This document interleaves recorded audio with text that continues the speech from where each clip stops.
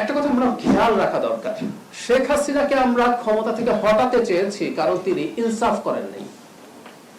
একটু মন দিয়ে খেয়াল করবো আমরা, পরবর্তী যে বাংলাদেশ তৈরি হয়েছে তার প্রধান উদ্দেশ্য হচ্ছে ইনসাফ থাকবে এবং শত্রুর প্রতি ইনসাফ থাকবে, শেখ হাসিনার প্রতি আমাদের ইনসাফ থাকবে। শেখ হাসিনা যদি আসে বাংলাদেশে ফেরত, তাকে কোনো এক্সট্রা জুডিশিয়াল কিছু আমরা আসলে করব না। আমাদের কাছে প্রতিজ্ঞা কি, আমরা জুডিশিয়ালি করব। ওনার বিচার হয়েছে, ওনাকে ডিফেন্ড করতে আবার দেওয়া হবে, তাতে তার মৃত্যুদণ্ডাদেশ যদি তিনি মুক্তি পান, টেকনিক্যালি বলছি, সেটা আমরা মানবো, আর যদি না হয় সেটা কার্যকর হবে। এটাই হচ্ছে ইনসাফ, কারণ মৃত্যুদণ্ড হওয়াও কিন্তু ইনসাফ, যে আমি আপনাকে প্রপার বিচারিক প্রক্রিয়ায় কাজটা করেছি।